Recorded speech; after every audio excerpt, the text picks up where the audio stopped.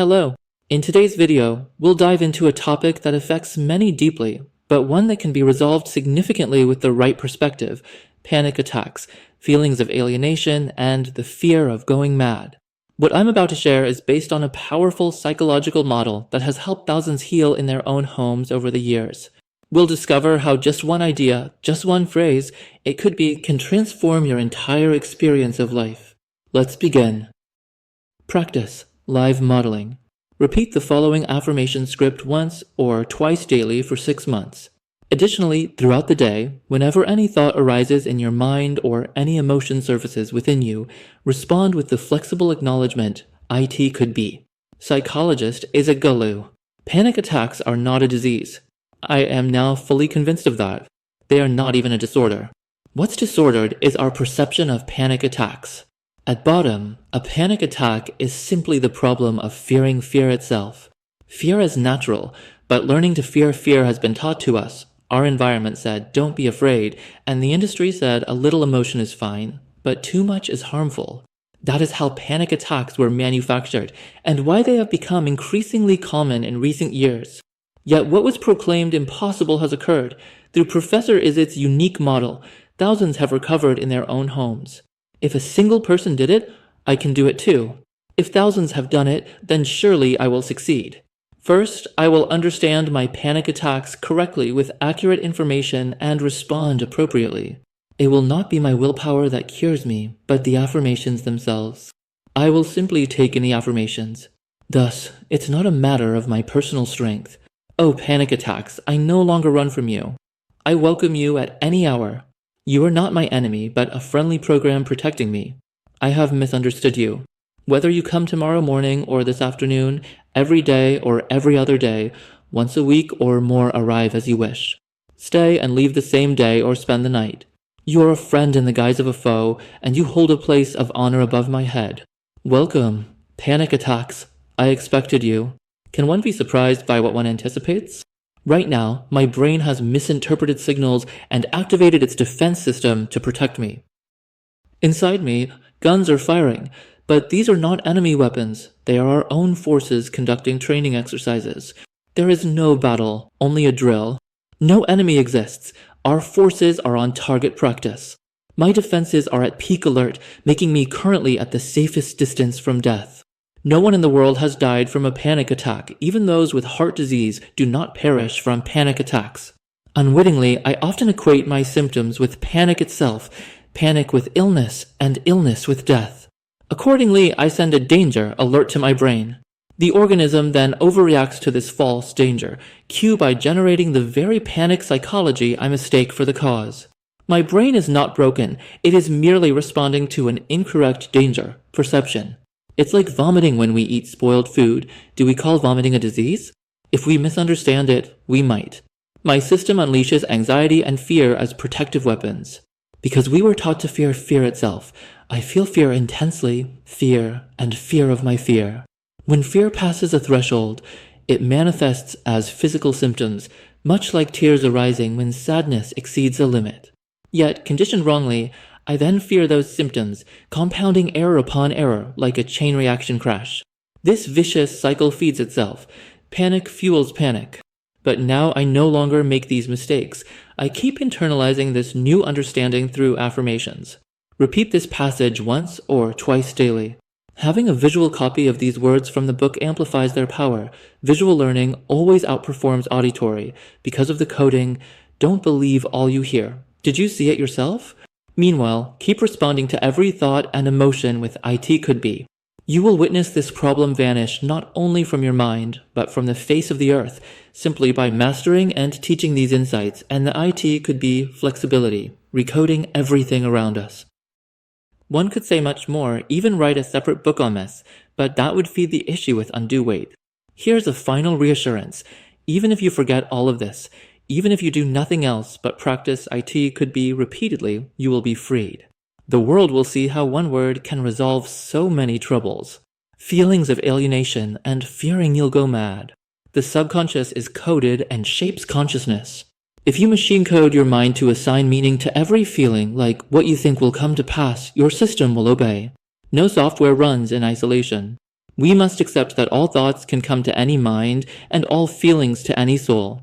For centuries, people joked about crazy thoughts, but they didn't pathologize them. No lasting harm or deepening resulted. I have said that feelings of madness or alienation can arise at any time for any reason. What matters is the underlying coding and our reaction. If you code feeling mad equals going mad, feeling alienated equals becoming alienated, the feeling takes hold. Trying to escape it deepens and prolongs its effect, creating a self-reinforcing loop. Any explanation of root causes is speculation, untested theory. Therapy built on conjecture is unscientific. Saying your trauma caused this is an assumption. Childhood conditioning may influence, but contributes nothing to the cure. Labeling something disorder drives people to clinical help. What's done is done. The past is past. A sapling has grown into a tree. You must cut at the trunk. Thus, scrutinize any approach digging into the past with suspicion. Don't waste time asking, why do I feel this? We cannot know for certain. First, learn what feelings truly are, often irrational and not reflective of reality. Feeling good doesn't mean you are good. Feeling bad doesn't mean you are bad. Yet the brain runs on, if I feel good, I am good. If I feel bad, I am bad. That is environmental and industry-based coding. So why do feelings of madness or alienation alarm us? Not because they exist, but because we believe they signal reality. I feel mad becomes I am mad or about to be. Otherwise, why would such feelings appear randomly? The brain is wired this way by faulty learning. The solution is not to eliminate these feelings, but to correct our misperceptions, like using an umbrella rather than fighting the rain. To undo this faulty perception, reverse its formation. Problems resolve by their opposites. Our old coding was as you feel, so your feelings measure reality. We must recode. No, however I feel does not define me. Feelings are not reality gauges. Affirmations enact this recoding. With new beliefs, the brain stops buying the alienation narrative. The feeling fades when it loses effect. Feelings are like dreams. Impact comes not from the event, but from the meaning we assign. Address interpretation, not occurrence. Yet the industry pushes us to battle the fact. Watch my faulty feeling perception video, reread this section, and practice to reprogram your software. Also revisit Home Therapy for Feelings of Madness and Alienation, 2024. Use IT could be whenever your mind worries, will I go mad? What if I already have, or will I become alienated? What if I already am? Conditional if then, thinking fuels these loops. The only antidote is the flexible IT could be responses. What if I go mad? It could be. What if I already have gone mad? It could be. What if I worsen? It could be. What if it persists? It could be. What if I become alienated? It could be. What if I already am? It could be. What if it impacts me badly? It could be. Answer consistently in thought and feeling. Just as social rituals guide interaction, inner dialogue meets its pattern. Without it, chaos and conflict ensue. IT could be first desensitizes the mind, then emotions, then spirit. Conceptual desensitization leads to real-world desensitization. Desensitize to death conceptually, and you desensitize to death itself. IT could be expands the mind, raises tolerance, and desensitizes the soul. Chained questioning technique. Humans tend to end every thought with a period. I'm bad. Period. I don't feel good. Period. No one asks, when I say, I'm bad, am I truly bad? Or does not feeling good equate to not being good? Each question opens a door. Each period slams it shut. We will break this cycle with chained questions. I feel like I'm going mad, but what does feeling mad mean? Does feeling mad truly equal going mad? Are feelings measures of reality? If I felt like an angel, would I become an angel? What is madness? Is there only one kind of madness? Is this how people go mad? If I went mad, what would happen? Must one always remain sane? I've always been sane, so what's the benefit? If I didn't feel mad, would that ensure I never go mad? Isn't there always a chance anyone could lose their mind? If that chance exists, why don't I say IT could be instead of forcing certainty? In a realm of probabilities, is it reasonable to convince my brain something cannot happen? Might my real problem be this wrong reaction? Could my brain be defending against this irrational persuasion? By saying IT could be, Why would it be hard to break this rigid pattern, respond to probabilities, and free mind and soul? Coping with negative memories. Memories cannot be erased, unless you suffer severe brain trauma or dementia. Those claiming otherwise assume memory's presence automatically affects us. Yet memories can surface years later without impact. Existence in storage does not guarantee influence.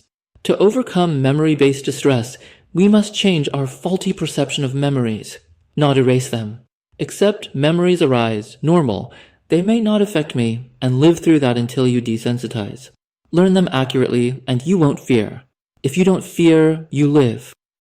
If you live, you confront. If you confront, you desensitize. We dispel memories not by erasing, but by desensitization. Attempts to erase only feed the memory. Forcing presence in the moment makes absence of presence worse. Fighting your psychology always backfires. Psychology is not independent of events. Events trigger it, but whether it endures depends on your perception. Events spark, perceptions sustain or extinguish. When a painful memory of abuse arises, a normal occurrence, many default to automatic thoughts. Why me? I didn't deserve this. I was only a child. I don't deserve happiness. I feel guilty. These reactive patterns prolong suffering. Instead, intervene and provide a rational welcome package. When did this occur? In childhood. Are children morally or legally accountable? No. Did I choose this? No. Is blaming myself for an unchosen event fair? No. Do I have the right to do myself injustice? No. Am I human, deserving of fairness? Yes. Is this self-blame an injustice to myself? Yes. Can I demand more fairness from others than I give myself? No. Immediately counter the memory with this frame so the antidote meets the poison. Letting your mind roam cedes control to harmful auto-scripts. Greet every inner visitor with the proper response. This approach applies to every challenge. Feelings and thoughts deserve rational replies. If it's raining and you wish to stay dry, you don't battle the clouds. You open an umbrella. Such responses require correct learning and coding.